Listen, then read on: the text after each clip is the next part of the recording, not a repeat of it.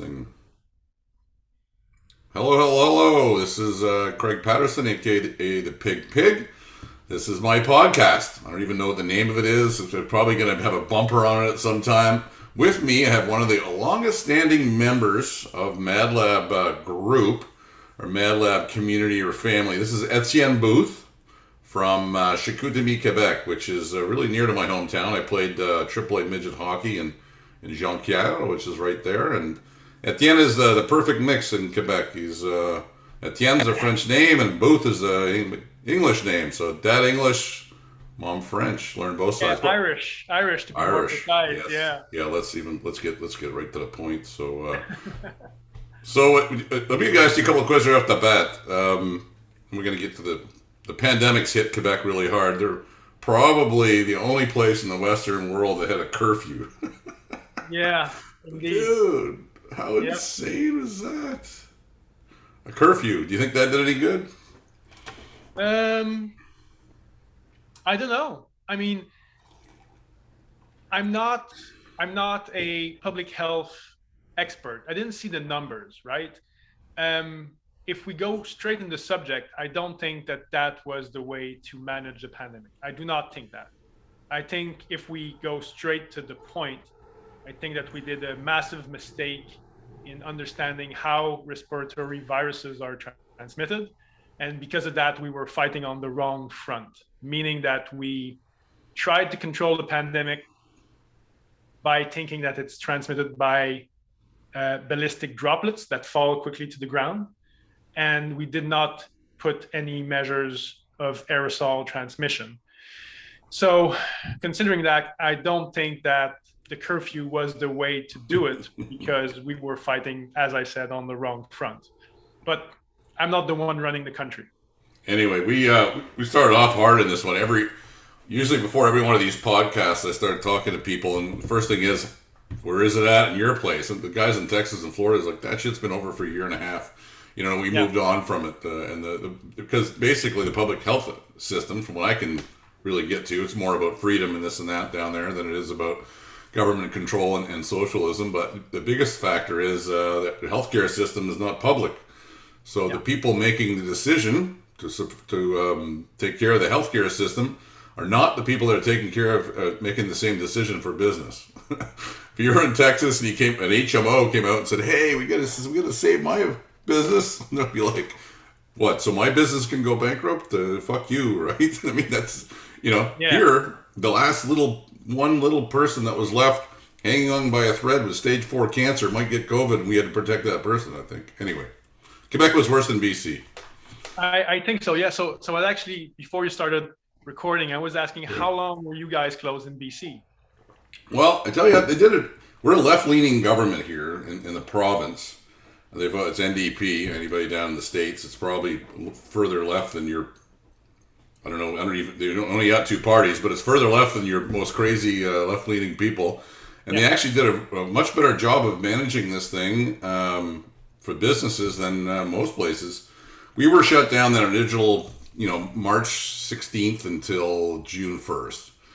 And then, we went along fairly good, but I mean, there was just, there's so many crazies, and then we were good the whole way through, and then this Omicron thing, they tried to shut down gyms. We're a school, so we did shut down for a couple of weeks to see the numbers on Omicron, and we were all saying, hey, the numbers are going to spike, but hospitalizations are going to stay within control. None of our people are going to get hospitalized, so.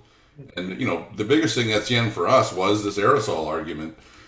We were showing that we have CO2 numbers less than 500 parts per million in our space, and we have got great ventilation. I used to be an ASHRAE engineer one time, wasn't much good at it. T-Bear was better at it than me, but we knew a little bit about ventilation. We knew about proxies of CO2 with COVID. And we would have rational conversations. And the inspector would come by. I go, well, what's your CO2 monitoring in your other fitness facilities or gyms? He had no idea what I was talking about. So I said, what are you really doing here then? Everybody's 8 feet away from each other. They got a mask on, and our parts per million is below 550. You go to that Walmart right now, it's going to be 1,000, or it's going to be at least double, if not triple me. So what are you talking about? Yeah. So anyway, they usually just got the picture and they got the hint, and they got out of there. And you're a school, we're good. So It didn't affect us. Like how like if we were shut down the original part and then not really again. How about you guys? We were shut down in Quebec for a cumulative 14 months. That's insane, man. Yeah, it's So hard to keep a business 14, going. yeah, 14 months out of 24, and that's in 3 to 4 months periods. So it really hurt us. What really hurt us wasn't really the pandemic. It was the measures, the man-made measures that came with it. So, because we're in the business of creating habits, right? We're trying to create the habit of people training, taking care of themselves, putting time into their health. And those habits, as you know, are really hard to bring about in the life. And when people, I don't know if it's the right word in English or right term, but when people fall off the wagon, Yeah. it's hard to get back on it. And the data on it is insane. I mean, during the closures in Quebec, because the National Institute of Health actually kept stats on that, the inactivity rate doubled, went from 33 to 69% of the population doing nothing, zero, Drinking. absolutely nothing. Lots of drinking though. Yeah, probably. They didn't close the SAQ, which is the provincial dealer of alcohol. They didn't close that. For the Odysseys, it's the bottle shop. Yeah, for sure. So as a business, we were hurt because slow attrition of losing members, of closing, opening, closing, opening, closing, opening. Finally, just like, hey, when it's all done, call me, kind of thing, right? Exactly. And some people actually just stopped. They just stopped moving, and they're still not moving. And that's a failure of public health. In my opinion, it's a failure of public health. Yeah, I think we got to get some people sitting around. I'm sure there's people studying this thing. We got to get people studying it from not from a political point of view, but really from a health point of view. Yes. And from a business point of view. I mean, they shouldn't. I mean, it's kind of late in the game for this. And we were saying this stuff earlier. It was hard to say the stuff earlier. It was just the whack crackpots, and I was listening to the crackpots, and some of it was right, but then you go off in the vaccine stuff, and you can't listen to it anymore. And they always trout out their specialist, which is some guy with a bookcase degree from Britannia University. Yeah. Right. Yeah, it was hard to have a serious, productive conversation by critiquing the situation, because automatically you were kind of put in the same group as those crazy people. Yeah, and the crazy people had lots to teach us. I had a few crazy friends. I still got a few crazy friends, and when you sit down and talk to them, they're making more sense all the time. I got lots of unvaccinated friends, and I kind of bounce around between both sides. I got people on the ultra left, and I got people close to I wouldn't say ultra. I don't have anything ultra either way. They just both of those people are the same. they're both insane, right? But so I got a little bit on each side, right? I'm kind of in the middle. Just your acceptance of aerosol transmission puts you in a kind of a minority class, because most people, at least for the first year and a half, really didn't accept it because public health didn't accept it itself. So your opinion of accepting aerosol transmission was going against the grain. Yeah, so, no doubt. I mean, I couldn't understand that argument they were talking about whatsoever. You don't think that's going to turn into an aerosol? If I spit at you right now, there's aerosols going everywhere. Yeah. It's like, if anybody studied the least little bit about fluid dynamics, you know that water is going to disperse in air into droplets, right? Absolutely. Yeah. And it's, from my understanding, it comes down to a shock between the medical vision and the engineering vision. And from what I understand, in the confrontation between the WHO and the aerosol engineers and aerosol scientists, there really was a shock of comprehension of physical principles. And what you're saying is the engineering vision, that of course, if you have a diverse sizes, some of them will go to the ground, but a lot will stay floating in the air. And they were actually fighting about the size of what particles were floating. And the engineers were saying, 100 microns can float long enough for it to be breathed in.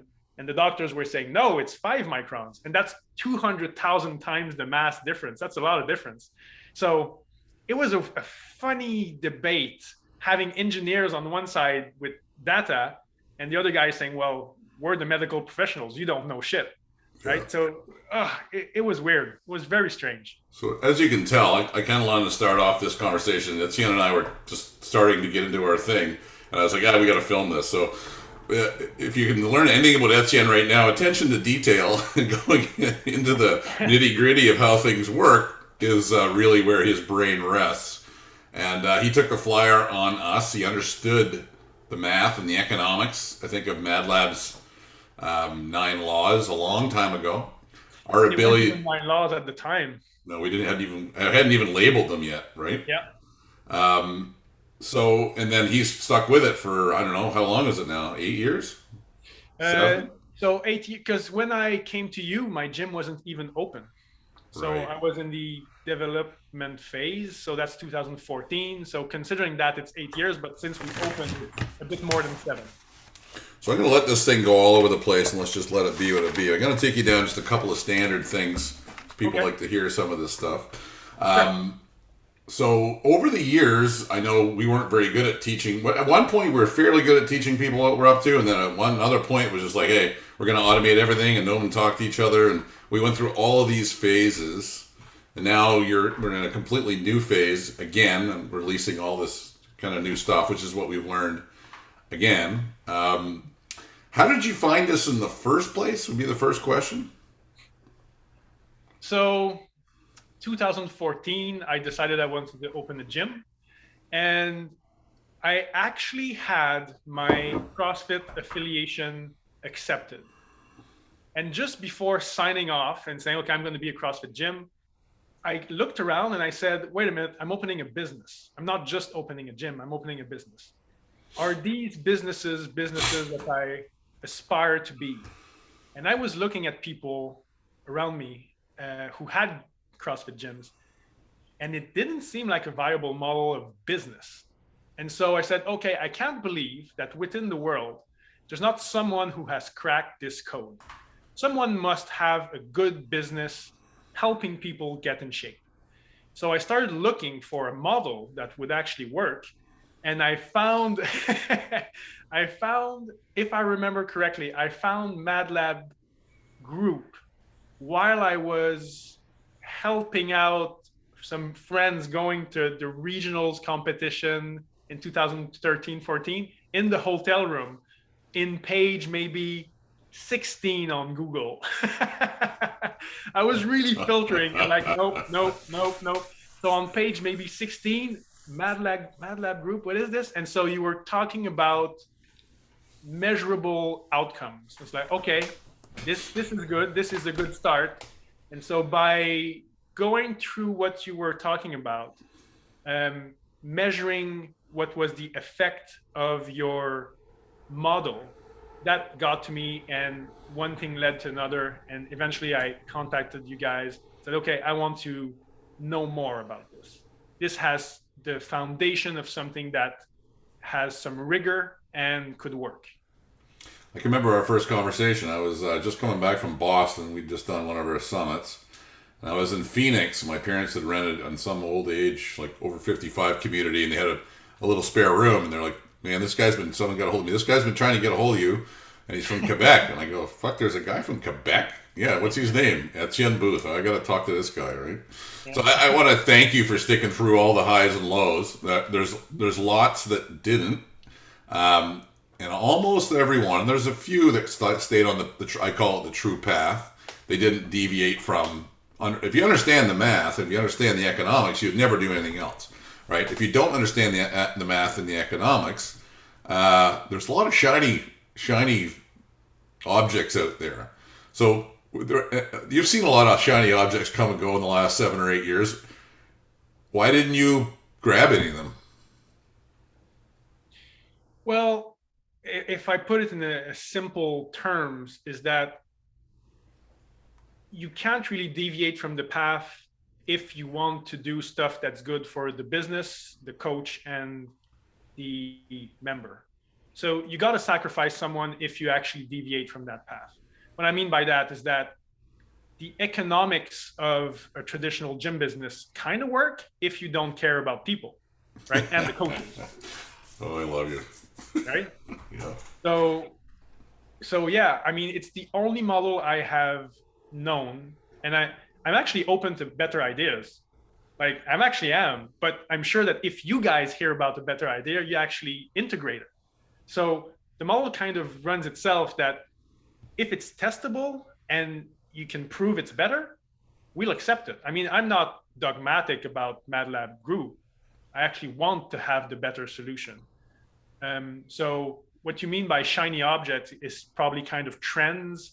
I'm not actually sure which one you refer to, because for me, it's, is it good for the member? Is it good for the business? Is it good for the coach? If yes, I'm going to do it. It kind of fits into the Madlab Group philosophy. So yeah, it wasn't that hard.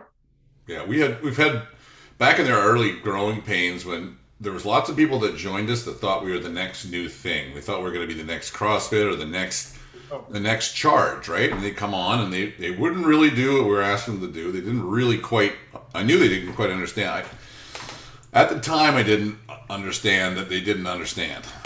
And as we went on, they were just, oh man, gym launch, or it would be like, we got to do Groupon, or we got to buy the new up launch. You know what I mean? We got to buy the new piece of technology that's going to solve all of our problems. They're big and they're famous, and then it became the next guy that was the loudest guy in the room talking about assess and correct. Or it's just every 2 years these things pop yeah. up. Okay, And okay, yeah. they would drag a few members away, and they would. I mean, to a T, anyone who got dragged away by a shiny object were out of business or floundering within a couple of years, or even Yeah. faster, right? Yeah. So let me ask you a couple more questions. How did you do in high school? I didn't like high school that much. I was okay at it. I was not superb. I wasn't consistently like the absolute top of the class, but I was definitely not bottom. I was kind of introverted. I'm still am, but I can talk. But uh, I could tie my shoes. Chicks like me. yeah. Well, it's like a lot of people, you kind of realize later how people perceived you, but I perceived myself as being kind of not really knowing where to fit in, as many teenagers, I think. So I didn't, it wasn't the best time of my life. It was a time for growing, and I much prefer my life now than high school. Did you go to university? I did, yeah, I did. So I did a strange pathway of doing a bachelor's degrees in what's now called outdoor adventure tourism. So it was mainly how to be an instructor or a guide outside or a teacher. That's what I did for a few years. I taught and was an expedition leader for schools, leadership schools, and I liked it, but it's not a sustainable way of making a living. And then I did a master's degrees in what's called now health research in the biomedical field. It's kind of a wide program, and my master's was on the link between heart rate variability, so the amplitude of the electric activity of your heart, and stress and anxiety. So high stress anxiety environments, how does it influence your heart rate variability? Sorry, hard term to say in English. Heart rate variability. Yeah. Yeah. I'm going to start speaking French here, and it's going to sound really, really Gaspé, Quebecois, mon nom, tabarnak. Exactly. Tabarnak. So All right. That's my university path, and then I taught a bit at university as a lecturer in sports psychology, mostly. All right. So we're, 8 years into this journey. Yep. How are we doing so far? We were doing pretty good before the pandemic. It's kind of, I don't really want to talk that much about the pandemic, but for us, it threw so much of a wrench into our progress. We are back to the numbers of 2018. So it not only stopped our progress, it put us back a few years. So year 8 or year 7 right now is like we were at year 3, basically. So Right. it's hard, definitely hard. So take us through your client development process. A lot of people that listen to this and watch and this kind of stuff. The typical client development process of a commercial gym is, let's come in for Saturday for your free class, and then maybe we'll give you a free week, or you come in with bring a friend day, or Yep. their first day experience, and then maybe they do, I don't know, 3 or 4 or 5 like group on ramps, or maybe it's 12 sessions, or maybe it's 3 one-on-ones, but they Yep. just included with the first month membership. Like, people are doing all of these things. Why are they doing it that way, and why are you doing it your way? Um, well, I can't talk for them, but I think they do it because they think that more people equals more revenue. My opinion is that the right quality, the right people equals sustainable revenue. And so we don't want to deal with masses of prospect. We want to deal with the good prospects. We want to deal with those who have a true need for what we give, because then you'll have someone that is satisfied by the service that we give. And so, I mean, you know what I do. I don't know exactly. Everybody's doing. People went off the range a little bit, and I find some funky things. I tell you, in these conversations, there's some people on the true path, and even the path for us has changed slightly over the years. Yeah. It's improved. So, give me your true path. How do people find you? Start there. So we try to have a message that is linked to why do you want to move? Like, what is your need? Or in Greg Mack's language, what's your pain, right? Right. What do you want to be able to do or not lose in your life? And if that is strong enough, that will lead to you wanting to take action, right? So that's kind of how we put the message out there. It's not as direct as that, but it's, the pictures that we post, the discussions, the videos that we post will be related in that direction. Training for us is maintaining function, which allows you to live a rich, high quality life. That's I like it. Right? So people will write to us. First step, like 90% of our prospects write to us through our internet site, a small form. It's just name, email, phone number. We call them all the time. I mean, we don't just, if someone walks in, it's pretty rare, but we'll talk to them, but we'll prefer to have them on the phone because we want to kind of pre-qualify them. And so we want to answer questions, but we want to know, is that person's pain a good fit for what we give? Just going to take a couple of notes here. Keep on going. Sure. I'm seeing a slight divergence. Okay.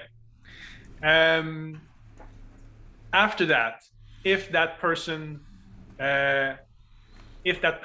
is a good fit for our service, we think that we can help them. We book them for a one-on-one intro, and then a coach will sit down, or the same coach that talked to them on the phone will sit down with them, and usually spend between 45 minutes to an hour of the intro process, which is really understanding or helping that person express their need and proposing a solution to them, which is our service. It's pretty rare that we can't help them because we pre-qualified them on the phone. And our goal when we sit down with them is to get to a yes or a no, meaning that it's either, yes, it's the service that I want for my need, or it's not a fit. And we see both of those options as a success because at least we're not wasting their time and our time by embarking in a relationship that won't lead to having a satisfied client, right? Yeah, so that's the intake process up to the fundamentals. And I actually understand that you guys now you recommend to have a 3-day, a 3-session assessment, and Yeah, we three set. never get that in. I never did it in my day. For 10, I was Yeah, on the floor for just a little over 10 years. I felt like I could do that all in one day, but I was sort of selling CrossFit back then, which right. is a different thing than a professional coaching service. You know what I mean? Yeah, I could see if they could move and all this stuff. We were doing 10 or 15 personal training sessions, and I could work with them to get them ready for a group class. That's changed a lot in our facility. yeah, It's like, are you really getting them ready for a group class? Are you like, what is it we're really trying to do here? So it's changed, and that is set a fundamental assessment. Like my coaches now knew way more than I did about a hinge and a squat and how every joint should move. So they're looking at how everything should move, and then you know this stuff better than I do. And then what is the corrective action, or what's the plan to get them moving properly? And if they're as long as they know their progression for every movement, and they're somewhat prepared, or there's a certain benchmarks, but it's usually around 15 to 18 personal training sessions. Then they can do the group class with their progression. But that's different than my day. So, yeah, yeah, yeah. you know, Yeah, I mean, the we we actually lost people in like when we were in our test phase. I'm kind of going around here, but when we were in test phase, we were doing textbook what you guys were doing in Vancouver, and I remember the video of that kind of Asian Arthur, guy, yeah, Arthur. King Arthur. For you guys And listening at home, it was this guy, a good friend of mine, this Chinese guy I used to party with, and then he got up surfing with him a little bit too. He was the most unhealthy guy. He looked fine. He was thin. He was the most unhealthy creature. He ate McDonald's probably at least every day, if not twice a day, and stuff. And back then, we used to bring people and put them through a grueling workout, and they would throw up. And we took especially glee at Arthur throwing up and passing out and stuff. I mean, we would never do it now, but I had a lot of fun back in those days doing that with my friends. I just remember the guy kind of coming back from the dead, lying down in his car. I gotta find that video again. I mean, we'd probably get sued doing that stuff now, but I mean, that So was the way it was. we realized that if we wanted to get to people that really needed our help, there was a fringe, type of people that would like that, Yeah. but we would turn off most people. Yeah, I We mean, changed that. we're trying to reach the people now that probably never go to gyms or don't really Exactly. like them, and that's Exactly. not that, right? That's a different. We've actually just grown up. Yeah, You know what I exactly. mean? It was up to me. We probably would have got that out of there eventually, but it wasn't up to me after a while. The coaches were like, Patty, we can't do this shit anymore. No, no, no. I had a blast doing that. I mean, when you're in your 20s and 30s, there was tons of people that, I mean, there was no lack of clients. I mean, I don't think I ever needed a client after my first year. And I was always full of referrals, but it was all people that Yeah. wouldn't match you. A good proportion of those were quite functional. Didn't really, they wanted the challenge. They weren't Yeah. really needing someone truly helping them in a fundamental way. So that changed. And so if we come back to your question after the intro, we do, like you guys, fundamentals, which will vary in length depending on many factors. It's not necessarily physical ability. Some people just want to go more in depth, even if they're quite physically fit, and so take more time. But a lot of people that really need us will go to the 15, 18, more than 20 sometimes. Yeah, that's good. That's a professional coaching service. If you're not rushing them through. I mean, Yeah. rookie coaches try to rush them through as they figure out their dollar Oh. per coach hour and all this kind of stuff, right? Yeah. Okay, Yeah. so then let's say they do 15, 18, 20 personal training sessions. Then what happens?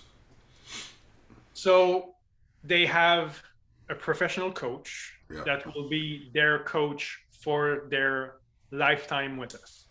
That person knows how they move because they spent 18 personal coaching sessions with them. each client has what we call a progression plan that you mentioned in a different way. It's knowing how to adapt every plane of movement and articulation to their own needs. So the 75-year-old who has never moved will be able to pull in the frontal plane, right? And the athlete of 22 years old will be able to pull in the frontal plane, but there'll be different movements and weights, of course, and intensities. Yeah. But both will be able to do the same training. Yeah. Basically. So different movements was the big delineator between the original or early CrossFit. It was like you could just scale a snatch. I mean, and using that bar or a dowel. I mean, it's just, yeah. Do you do that? Do you do that anymore, or what do you do now? What do you mean? Well, if you have pressing overhead, is there only one movement, or is there many? There's many. Well, we kind of put a middle movement that most people do, and like 50 to 70% of our members will modify it in some way. So if it's pressing movement, some people know that because of their shoulder mobility, they'll do like the landmine variation, or some people will just do push-ups, or there'll be some kind of pushing, and depending on their stability and mobility, we'll adapt, of course. Very good. That was a sort of a trick question on you there. Good. No. All right, let me go back to my standard questions. Okay. All right. So one of the standard questions I love asking is, how were you doing things before Madlab? But you've already said that you started off with that. Yep. What do you think would happen if I said, okay, Etienne, I got this, and this happens all the time in the industry, and these guys make tons of money. I just heard the gym lunch guys sold 60% of their business for $48 million. What? They destroyed 4,000 gyms, but they found somebody else to buy that burnout thing. But I said, okay, I got a marketing company. I can come in to Chicoutimi, solve all your problems. I can get you 50 new clients next month. What would you do with them? Well, I'd be very skeptic of you finding 50 good prospects. If you can, well, I'll be overloaded. I won't be able to take them all in and give them a professional service. So we'll have to have some sort of, backlisting or waiting line for them to come in. But I'd be very skeptical about that, because in all probability, the quality of the prospect that you will bring in will bring as much hassle than cash. And so the net effect will be burnt out coaches and not really long-term money. So I'd be very skeptical about that. Well, that's pretty much what happened in the industry for the last 10 years, I would say, or maybe 20. So let's just play this game a little further here. Okay. I like how your brain works. Let's say I to get 50 good leads. Let's say I found some way and I had 500 leads and I had some professional coaches on the phone that could talk that into 50. I got 50 people that Sheppy or T-Bear would say, yeah, these guys are a pretty good lead. You can give them to Etienne's guys. Now what do you do with those 50? I actually do the same thing. I'd actually want to I'd meet them. I'd want to sit down with them. I want to understand, because I'm trying to build a relationship here. So there's no kind of way around it. You want to sit down and, what do you want? Can I help you? Can I actually help you? If yes, here's what I'm offering. Is this okay with you? Do you want to embark in this kind of professional relationship? So I wouldn't change anything. I don't know. Maybe it's just my mind doesn't work that way, but I wouldn't change anything. We would do the same thing. Those are all great answers. I mean, most of the industry, 98% of the industry, don't do that. They'll find any way they can to change their systems to be able to handle all 50, which my point is that's the root of the problem. Yeah. The marketing companies are one of the ones that make all the money. The gym owner thinks he's doing great with 50 new people. They just burn themselves out, and those people all leave anyway, and you're back to trying to find 50 more new ones, right? Yeah. So, I mean, our answer would be, okay, I've got six full-time coaches, and Emily's part-time. I got to figure out, I go to them and say, hey, what is your availability like? And they'd be like, T-Bear's like, wow, I got opening for two. Shep, you like, I got three places right now. I can put someone in fundamentals. Blah, blah, blah, blah. We could probably, even with 7 full-time coaches, I think we couldn't take any more than 15. I don't. That'd be it, right? Yeah. So today, 15. Oh, I Two understand. months from now, we could take 15 more, right? Yeah. So you have to create a. You got to create a, and that's a great thing if you could put on your thing, and it's a waiting list. People will Yeah. want you more, right? It's like the But I mean, like, if you look at any health professional, or they all have waiting lists, and yeah, you kind of expect it. You call a good physio, they won't see you, for a month. today. No, Yeah. exactly. And that's just how it is. Yeah, the gyms don't see it that way yet. So that's part of why I'm talking to you because I know you would see it this way. Okay, how close you been to the edge of bankruptcy in this whole path? Well, the pandemic was the closest we came to, and it's not because of the money as much as um, it was hard for me. It was hard for my coaches. Like, think about it: 14 months without having the legal right to coach people, See people face to face, see people face to face. or even There was 12 some feet away. times where it wasn't even legal for us to coach outside in minus 20 Celsius, right? So maintaining that relationship through Zoom was difficult, was really difficult. So we came close to closing during the pandemic, because, well, the coaches are they were fed up with it. Yeah, it's not. This is a And bad life now. Like this is yeah, not yeah, right. They're all people. You know. So it's yeah, like. exactly. So I know you had one guy that went through the whole entire. Was it JF? His name? Yes. He went through the whole entire professional coach development program. Got to that place where he was making a professional wage, $5,000 a month in Chicoutimi kind of thing. Um, Close to, yeah, he's the one close that to. went, yeah, close to. So he decided he didn't want to go any further, and that kind of scared me a little bit and shocked me a little bit. Yeah. I still see it happen in smaller towns. It's usually with guys that haven't seen the big world and how shitty it is out there, you know, with the state of bosses and office time and all these things. But did that scare you, or what did you learn from that, or how did that go down? So to put people in context, GF was the first coach that came in with me. I told my friends that I was going to start a gym, and he was in studying kinesiology at the time, and he was a very, very passionate, very, he's a good movement guy. He's a good person, and so he decided to come in with me as a coach, and we had a good run. We had a great run, but in the end, I think he wasn't happy. He wasn't happy in that role, and the pandemic only exacerbated his insatisfaction. So, as I said, it was really hard maintaining a professional relationship with people during the pandemic, and it was nearly impossible to increase revenue. And so, as a long term, and that's just, it's not fun to talk about that, because it's not even positive talking to you about it in Madlab group, because the reality of it is, even if you try to do the right thing, it can go to hell anyway, Yeah. right?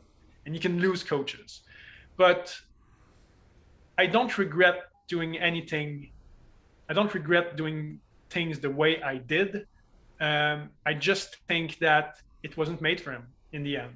And he realized that. And we had many honest conversations about it. And I think he's happier now doing what he does. He went back to school studying in the environmental field. And he says that he feels he's in a better place doing that than what he did as a coach. So I can't be mad at someone doing a move to be happier in life. Yeah. It's not so I prefer him leaving and be happy elsewhere than staying and being miserable, even if it's better for the business, but it's not really in the end run. You don't want someone No. that's miserable in your business. But yeah, No. it did scare me a bit, for sure. Yeah, that scared me a bit because I've had that happen where you got a business owner. They probably didn't understand the math and the economics and the system as well as you do, which was the root of the problem. But they had one coach, and the coach went along pretty good, and they got there. The coach was, I mean, just there. I mean, just on that threshold where you can actually slack a little bit and just recover. So you get to base camp 3 or whatever you want to call it, and you can make a strive for the peak. Maybe call it base camp 5. I don't know that much about Everest, but it's somewhere, where you come from base camp and you're up there, and it's like, whew, I think I'm gonna make it here. I'm just gonna rest for a day or two and I'll go for the summit. So that was the place that I've seen a couple of gym owners. There's one guy, and there was both of them were guys that their competition was the oil field, and they had the guy could go work. He doesn't have to be an entrepreneur or intrapreneur at all. He can turn his brain off, show up, and be a rig pig and make 80,000 a year. Just you're going to be in the bush and you're going to be away from your family and all those things. But that doesn't matter when you're 28, right? And they gave up immediately after that. The gym owner just like, no, I'm done. I've seen enough, and they quit. And when that happened to you, I was like, yeah, I wanted to call you up and talk to you, but I was asking Audrey about it. And he's like, no, his heart's there. He's still pretty strong. He's going after this. So where are you at, and where are your coaches at? Where's your state of your business now? I mean, the pandemic, people, like Etienne said, 14 months out of 24, locked down, man. And our model, you can do fairly good for a while because the relationships last for a while. But this is like having a girlfriend by Zoom for 2 years. Like, what is that going to look like, right? Yeah. So take us through how you come out of it. You're just still kind of in it, right? Yeah, we're still kind of climbing back because we reopened on the 14th of February. So it's been March, April. So it's been 2.5 months since the last lockdown for us, which is insane. And to be clear, it wasn't all of society that was locked down. It was bars, casinos, gyms, which is how gyms get lumped into there without having any kind of air quality test, ventilation. No. It's just, man, exactly. What a failure. And we can get back to that because there's a problem, I think, of integration of gyms in the legal aspects of society. Yeah, we're disrespected like a casino and a nightclub is. Yeah, so if you actually go into the categorization of the, how do you call them? The economic category of gyms, they're considered leisure activities. So if you actually go and see the category before is boat rentals, like outdoor motor boat rentals, whatever. And after that, it's casinos. And you're like, this is strange. Why are we in this category? Like, aren't we in Quebec where we actually have to have a health business permit? But we're still lumped in with these guys? Like, we don't have any value? That's so bizarre. So there's that. So, and it's the 14 months. I think 14 months, if we would have said, okay, we'll just close the gym, not try to help anyone, and just reopen when it's all done, it would have been certainly easier, but we would have to restart almost at zero. And the hard part was starting, closing down, and people believing that they can finally get back their habits, right? So we went down to 35%. So there was the pandemic level revenue. We went down to 30% of our revenue. And we are now back at 65% of our pre-pandemic revenue. What was your rent situation like through all this? Like what? You still got to pay it all, or? Yeah, there was no. Our owner was not at all open to doing any kind of. It's amazing. The whole owner class, all the rich people didn't suffer from the pandemic at all, and all the people doing the work just suffered. Exactly. I want to go. I want to touch back in. Let's talk about the worth of the fitness trainer. I know you're passionate about that, and really where we sit in society today, and why, and how we get us out of there. Let's go back to that. So now, do you got some guys who really want to coach and want to do this for a living, and can get there fairly like within the next year, or where is because Yes, that's what I'd be concerned about. yes, that's the really the core issue here is finding the right coaches and getting them fast enough to a professional level for them to have a quality life, right? So even if the system works, if it takes 10 years to get that, they're going to compare it to other avenues, right? So we got to get the coaches relatively fast if they're hard workers to a Yeah, professional salary. And right now, um, our problem is getting in enough quality prospects, and it's a tricky situation here in Quebec because gyms were really vilified in the past 2 years.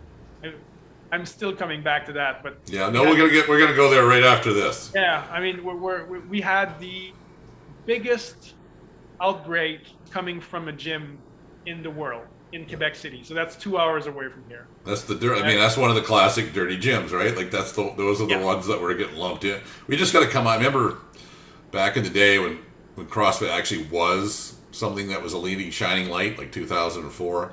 We were trying to think of a different name, and then Greg was just like, oh, "Let's just take over the name gym," and then they kind of did. But in the public's eyes, the gym is still the Globo Gym, I think, yeah, right? yeah, absolutely.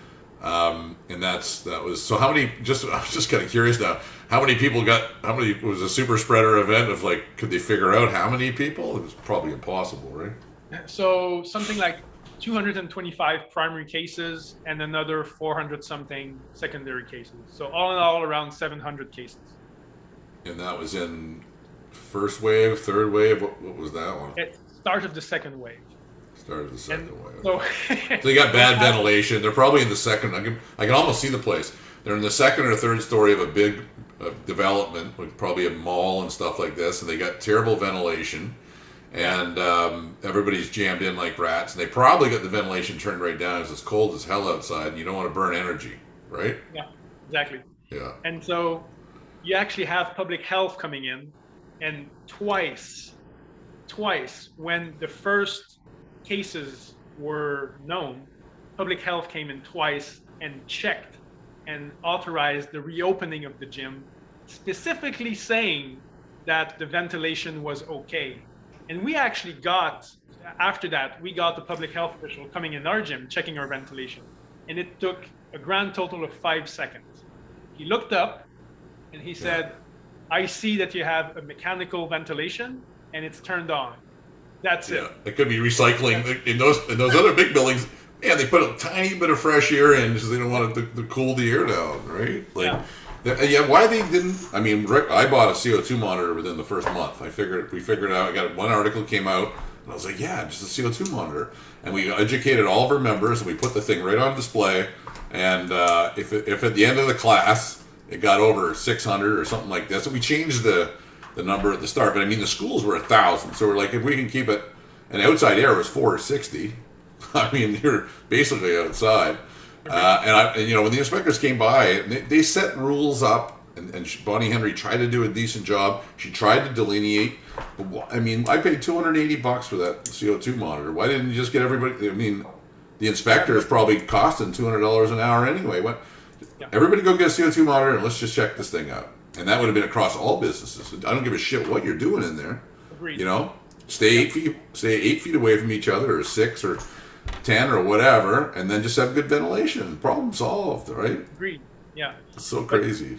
I mean, we could go in detail about what happened there, but there's a severe, um, there's a severe bias against aerosol transmission. You're looking at it in an engineering mindset, but you have to understand that there's 100 years of medical community refusing the Is that what it came from, eh? The medical yeah. community refused that the aerosols existed. So I remember reading about that early. They have to finally admit about aerosols. I didn't even know that was a thing. It just seemed so obvious. I never even considered that it wasn't a thing. Well, let's do a parallel. So, how did you learn that the common cold is transmitted? How did I learn? Yeah. How do you think right now? How is it transmitted? Like, what comes to mind? people are coughing and it's in the air. Yeah, well, that's the thing. I mean, you're kind of doing the link up between COVID and what we learned, but most people still believe that it's either through actually sneezing on one another, Yeah. so big particles, or touching like a doorknob or something and then touching your face. That's how we Yes. learned that the common cold is transmitted. But the the data shows that it's similar. In fact, one of the viruses that causes the common cold is a coronavirus family. It's the Oh yeah, same there's tons of coronaviruses. structural virus, the same model, right? It is just not the same virus.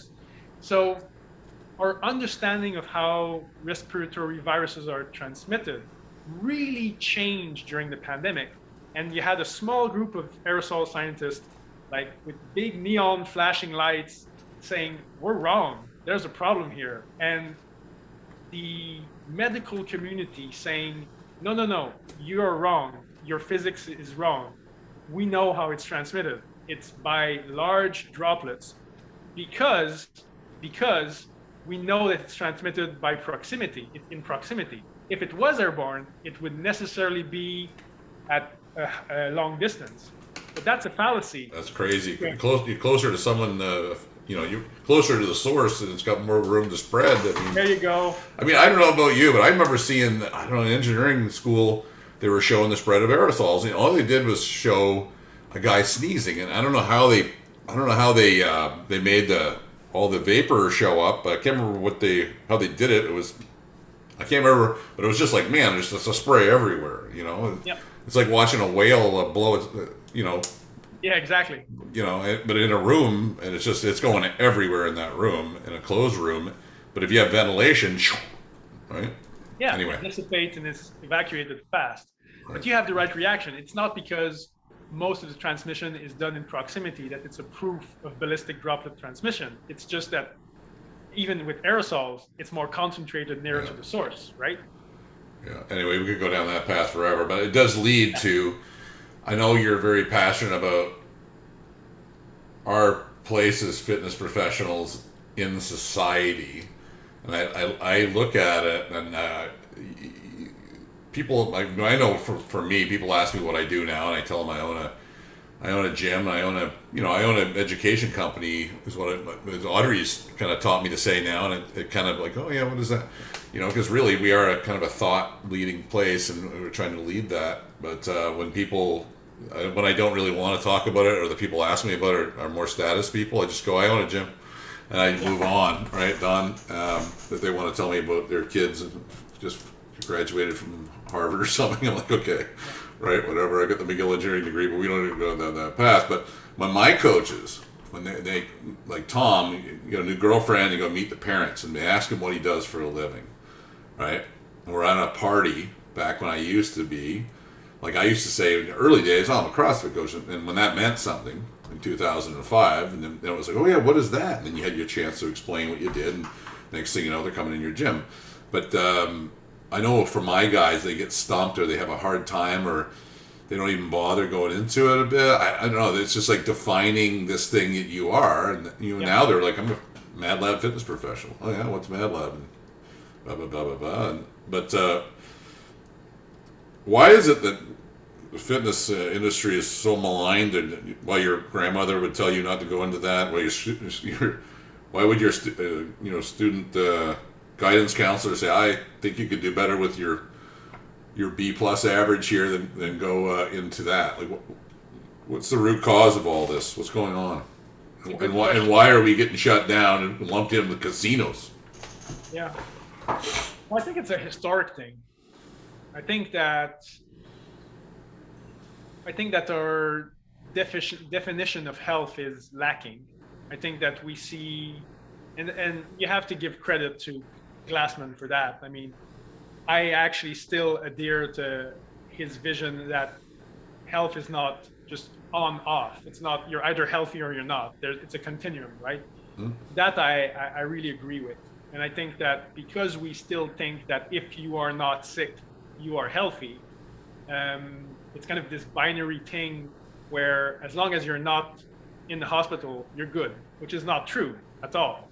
I mean, it's a much better definition of what can you do with your body, what can you accomplish, are you able to do what, the stuff you love, the stuff you need to do, and if so, that means that your fitness, your in the very Darwinian sense, are you fit to do what you need to do, um, is a much better definition of health. And if people saw that, then they would value, in my opinion, um, maintaining their fitness to a higher level throughout their life. But to this point, it's still, if it doesn't hurt, I'm not going to change anything. That's definitely a part of it. So if they did even see that, where would they go?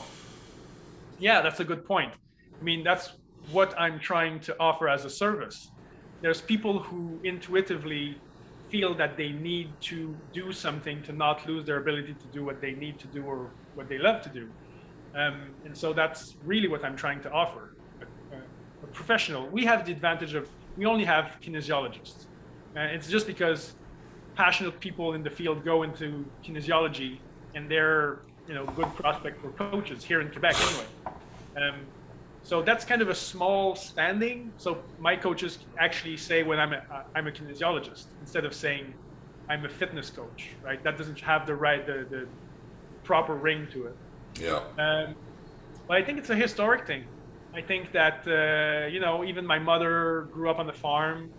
Why would you waste energy lifting stuff when there's no purpose to it? Yeah. I think we're gradually. You should get paid for that. All that work you're doing, you should be splitting wood or mowing a lawn, exactly. Or you know what I mean. And that's actually good. It's the next generation, the space age people that kind of came along and is like, you don't need it. That's for peasants. We don't need to work out. Exactly. We'll drink our Tang and we're going to be fine, right? Yeah. And I also think, right now, the average person who would like to get more fit in that, like, where do they go? My mom, she's in Gaspé. Where is she going to go? There's nothing, sure. Right? There was a girl that was doing some yoga. You're like, Mom, that'd be really good for you at least to go do some yoga or Pilates. And then the girl couldn't make enough money and she quit and left town. And, what else is she going to do? Like, there's just nothing to do. There's nobody there that has a true professional that would know. And if they did know, they're out of business so quickly that they can't last. So, and then, in the cities, like, you think of your physio or your doctors, you're going to take someone who they get out of the rehab stage and say, hey, yeah, go to your nearest Orange Theory or F45 or, that's suicide. So, it is up to us to keep on growing this professional class of fitness coaches. But what are you doing on that front? I know you got this. We didn't want to talk about it too deep. You got a little teaser there. You got a book you're coming out. What's the topic here? Let's get on to this topic a little bit of this. Right. So the book came about as a reaction to the government basically saying training has no essential value for society. That really, really got me. Like, really? What? The whole healthcare system's like fucking coming apart because of it. Exactly. Right? So, for 40 years, you've been telling the population that it's important to move to be healthy in order to put less pressure on the healthcare system. And the moment that it gets tough, you say that training is non-essential. You say that we don't have any value, and that by saying so, our absence will have no effect. Right? That's what you're saying, right? And guess what? The effect was doubling the inactivity rate. And people who were considered active, going from something like 30% of the population down to 7 or 9. And by the way, I found something really interesting doing that research regarding our field. So in 2010, around that, the United States and the World Health Organization modified their recommendation of physical activity. They put in strength workouts, so strengthening muscles, because the effects are separate from cardiovascular training, right? So muscle strengthening effects are independent in part from cardiovascular activity. So what they figured out is that if you put in 2 sessions a week of general muscular strengthening, you would gain as much protection for all around mortality cause as if you were almost an athlete. So if you kind of moved around like 2 times a week, biking, running, whatever, and you did strengthening, you had the protection of a endurance athlete, more or less. That's about right. And so the states put that in, and the WHO put that in, and then the whole Western world did the same thing.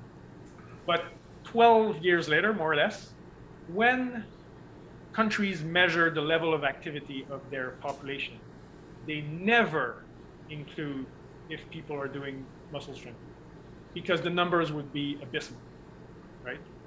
So the numbers I'm saying here, saying that during the pandemic, there was something like 9 to 10% of the Quebec population that was considered active.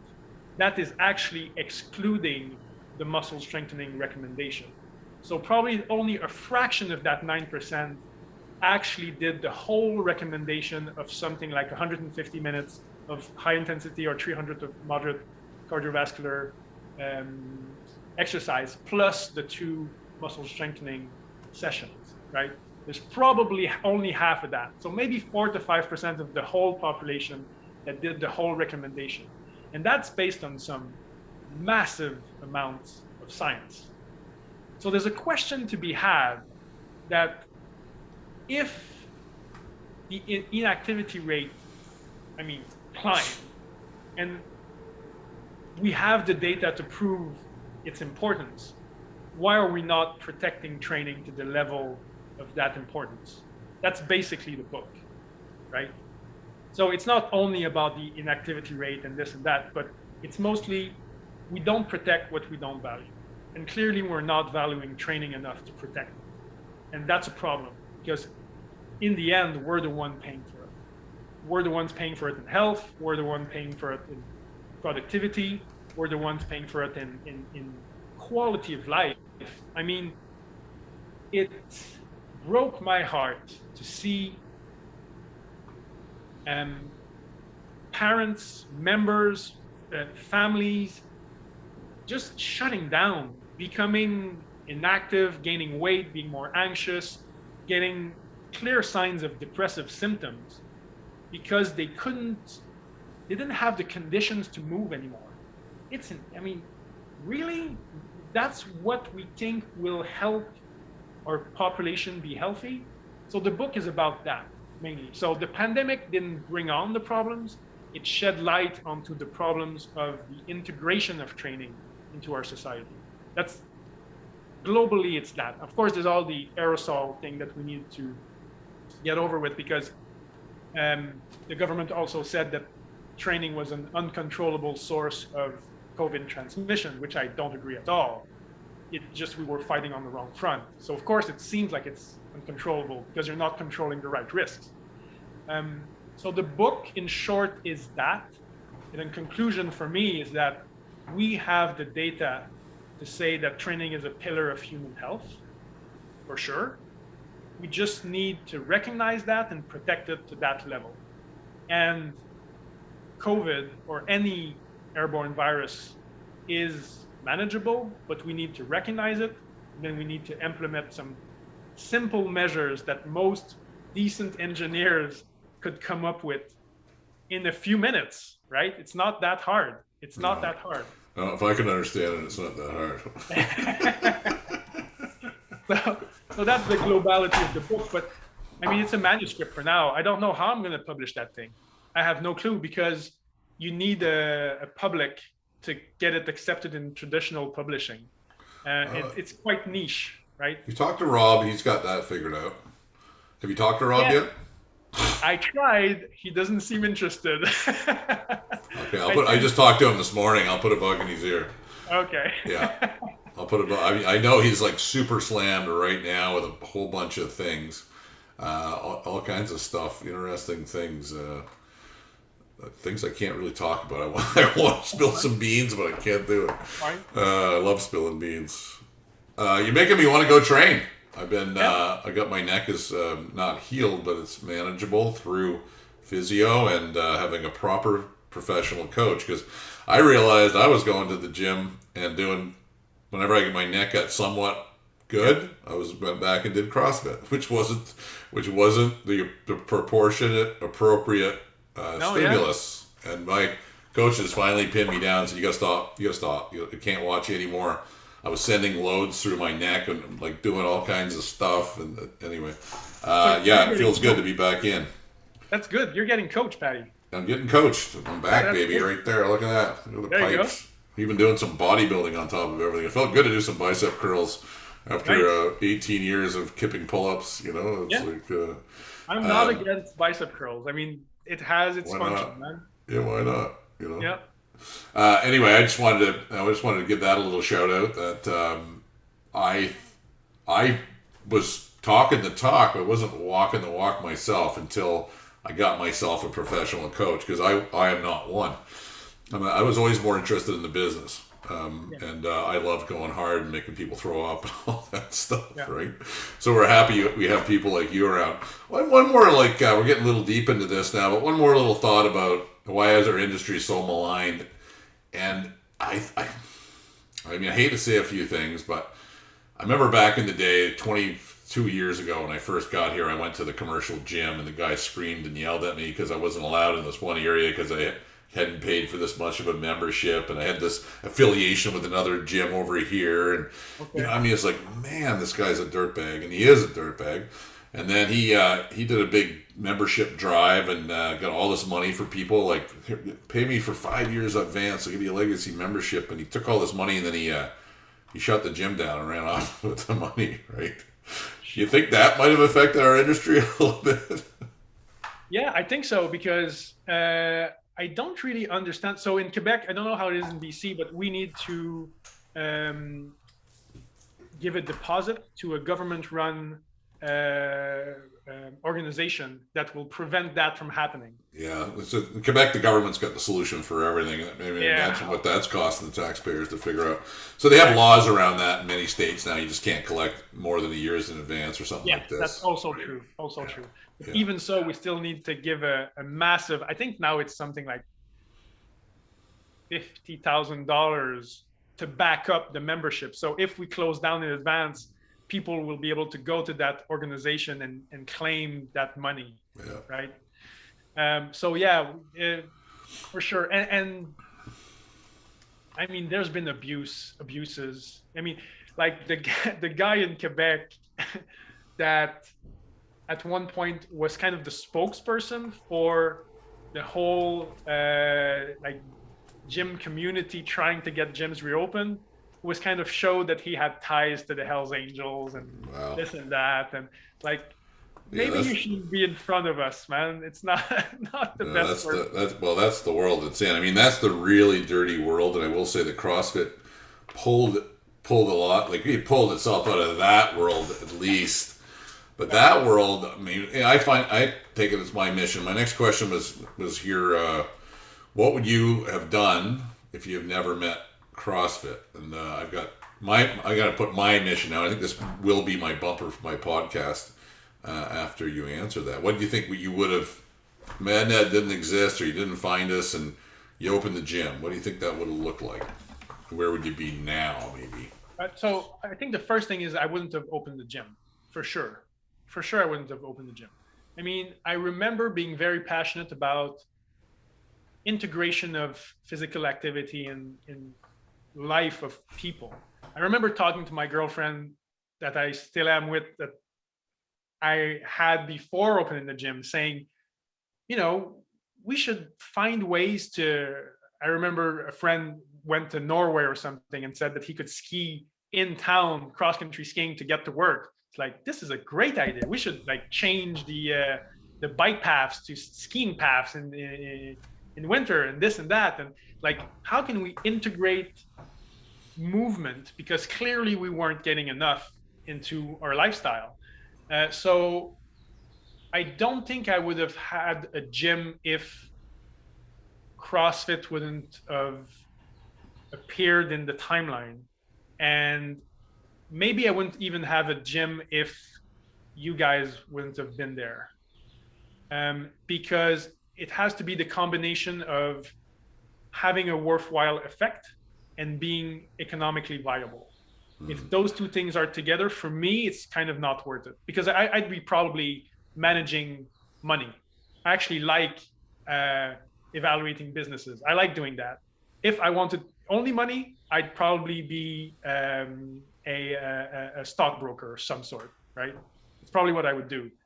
And I've actually learned to like those guys, but I get tons of those guys are my friends. I still wonder, yeah, like, yeah, if you all died tomorrow, would the world notice? Is what I yeah, said. exactly. Yeah. So, and at the same time, I don't want to be a pure, I don't want to sacrifice my life without the slightest chance of making a decent living. At least to have a place to live and eat, and buy a bottle of wine to have fun, and whatever. You need a certain amount of economic stability. So for me, it needed both, and it kind of was right at that place, having the CrossFit momentum, I would say, and philosophy. And by the way, I'm not a CrossFit gym, but I still need to recognize that it did have an impact. And you guys bringing in the basic structure. I mean, I probably could have learned, but it would have been, an enormous process. I would have made tremendous mistakes to get there, for sure. Well, I certainly did. I mean, I've been talking to these. I've had people. It's funny. I've decided to take a semi-sabbatical at Etienne, and the last 4 or 5 years, I think you're aware. I've had to go and downsize Madlab group and get rid of all this technology, and I had to fire a lot of friends and strip shareholders out. I learned a lot of lessons.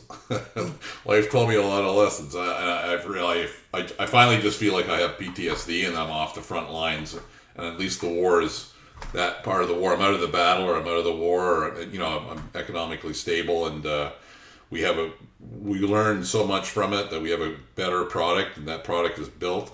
And now it's really about global digital marketing. So I don't know. I gave permission to myself to chill, and the more I chill, and the less I try, the more opportunities come my way. It's a really interesting thing that's happening right now. And I thought you just had to force and bang, and if you weren't working as hard as you could every minute of every day, you're going to go bankrupt. And that certainly was true for a period of time. I just hope I never put myself there again. So for you now, like, you're trying to rebuild, and you got some good potential coaches. How far are they in their development, and what does the next 2 years look like for Etienne and your group? I am looking to, ideally, I would look to double my membership, considering that we are under what we were before the pandemic. I think it's improbable, but possible. I would like to, at the same time, double the revenue of my coaches, for sure. That would place them in a situation where it's livable for them. Yeah, they're above the average household income. What's the average household income? Do you know that in Chicoutimi? Yeah, around $32,000 to $34,000. That's it. So, man, that's it. Wow. That's it. Yeah, that's it. Low. That's low. Yeah. New York City is 378,000. I think San Francisco, the Bay Area, is 268,000 per each person, not the household income. So when people start throwing around numbers, and your average household income is whatever, $35,000. I think it's maybe more than that. Maybe it's like 40 something, but not that much more. It wouldn't be more than 50, that's for sure. No. And if you can get a coach to make $50,000 a year, guess what? He's going to pick up a hot girl and buy a house. Yeah, that's already done. The guys are. It's already right. I mean, that's really, at the end of the day, you got to be at some kind of the top of the ladder. And if you're scrounging along and you can't get any money, guess what? You don't have a good life, right? Yeah, exactly. So that and so I'm still thinking in the sense of I want to get my business to a point where it's a really well-run business that I can put my efforts where I think it's worthwhile and where I have fun doing it. Yeah. But I'm still working to kind of exclude myself from the business, because I think it's the best way to make your business progress. So I'm nowhere near getting myself out of it, but I'm still working towards that. And so I would want more coaches. I would not, in 2 years, I'd want certainly another coach at least, ideally two. I think that the business will be, kind of well-rounded, quite sustainable when we'll have 2 a.m., 2 p.m. coaches. That's the old way of saying things, I think, you guys at Yeah, Madlab. yeah. I mean, that's still the way. I don't think anything's Okay. going to change that unless No, people sleep differently or, exactly. yeah. So yeah. So I mean, if I look at it, you're 2 years from now and you've downsized yourself to 20 or 30 clients and you're less than 10 hours a week on the floor and you got Yep. four coaches each taking home at least 5,000. The business is doing, I don't know. Can you get to 50? So 50 a month. Yeah, So double, I 40. think it would be a bit under that, but Yeah, you you're know, still in Chicoutimi. So, okay, 40 is the new 80. yeah, 40 is the old 80, whatever. So, yeah. yeah, I So mean, we'd be around that. We'd be around 40, 45 grand a month, which would still be very good. yeah, Still in New be, York, it's like $250,000 a month. yeah, In Vancouver, you're 100 yeah. for the standard of living and the cost of housing and so forth. Gas is probably still pretty expensive. All right, I'm gonna. You talked a little bit about why the industry is so maligned, and we talked about the real dirty part of the industry where the guy has to bring up the Hell's Angels and people are collecting money in advance and trying to run out of the membership, or the old model is the Globo Gym is trap someone in a room, make them sign up for a 3 year Yeah. membership, and pray they don't show up again. Well, the our world, which CrossFit made a huge change, is now there's now those people, but there are Wall Street investor types that are dressed up as they're the same Hell's Angels, they're Yep. just Wall Street now, Yeah, yeah, right? exactly. And if you really this is my mission to teach people in the world. If you look at Soul Cycle, F45, Orange Theory, you name it, all those things, they're all capitalizing upon what CrossFit did really well, which was, get 300 or 400 people into a gym really quickly, you get really early, immediate success, pay the coaches hardly anything, Hmm. and then sell the next license or franchise or whatever coaching certs and equipment. And that is going on and on and on. I know the people.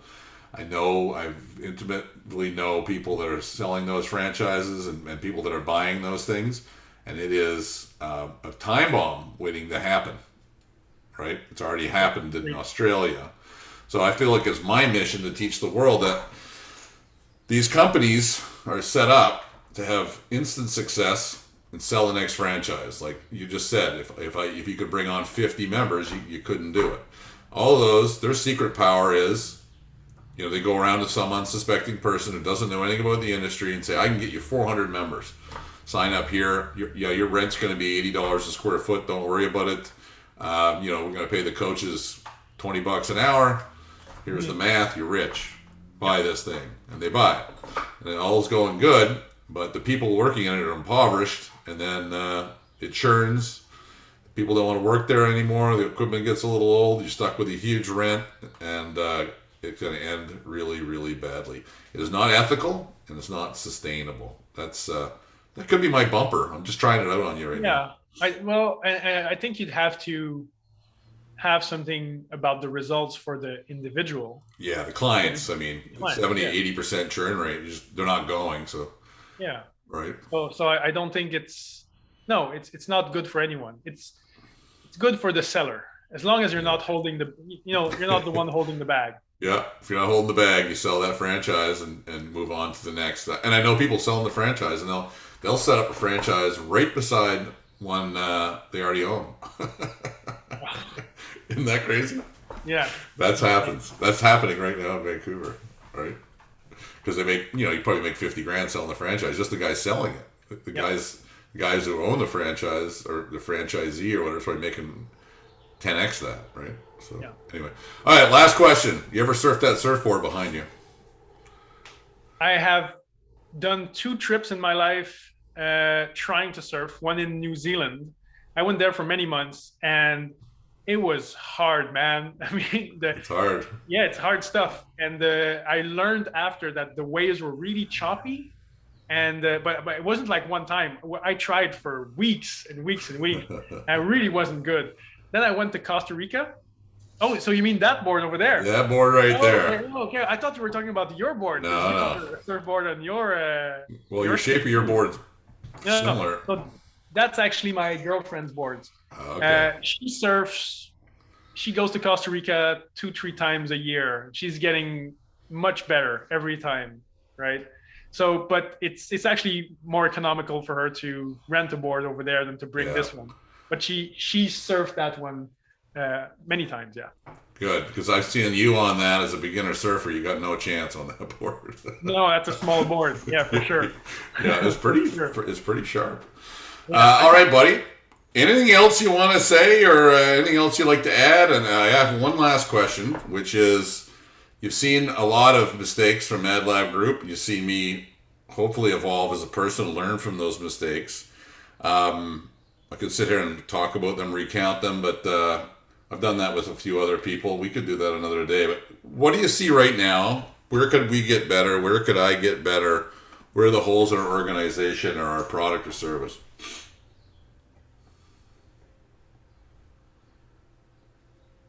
I would really have to think about that. Because the thing that comes to mind is something that I've already told you.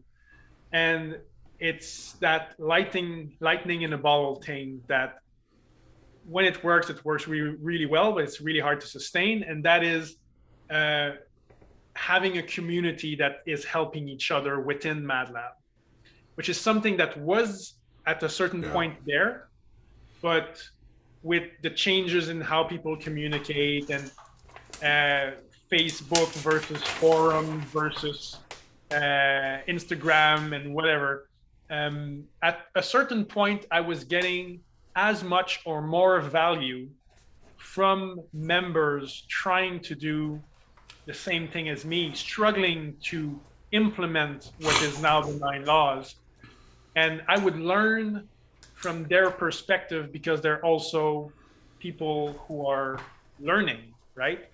Um, but what I can say is that your implementation process has kind of filled that gap. So Audrey is the one who follows up with me, and she communicates with everyone. And so instead of me communicating with other members, Audrey brings in the information that she has gathered from other members. So it kind of fills the gap. But I think there was a strength to having people communicate towards this same mission, right? And something that I remember, I have to find the right words for this.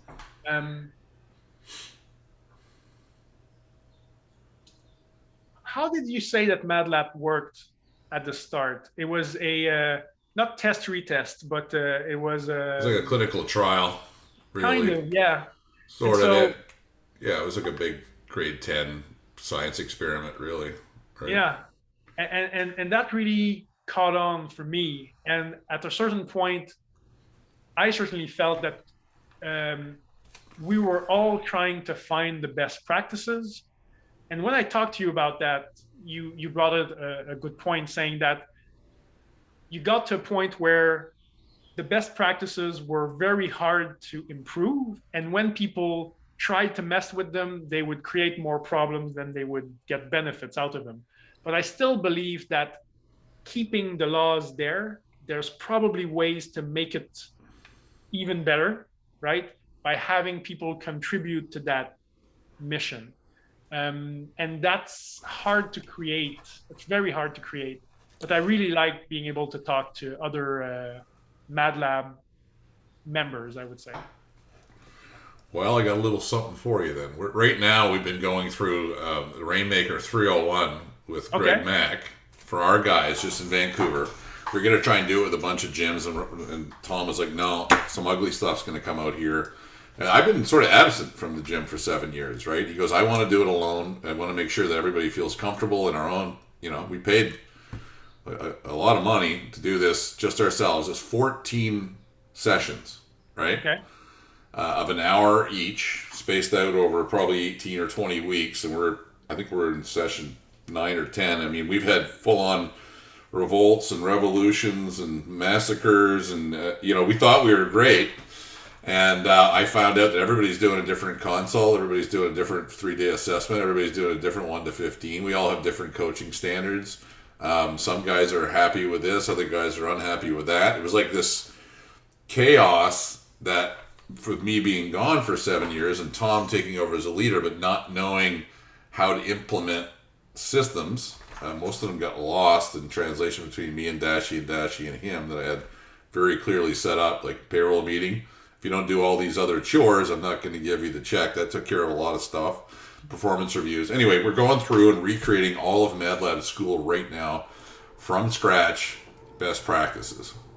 Okay, good. And when we're done that, and I'm going to present, like, here's our roles and responsibilities, here's everybody's tasks, this is exactly what you need to do, this is exactly my job, this is exactly your job, this is exactly the coaching standards, this is exactly our client development process, this is how we're going to do a team bonus and get everybody like working together, this is all of our extracurricular activities, this is how we're going to do our outreach. It's fucking cool, man.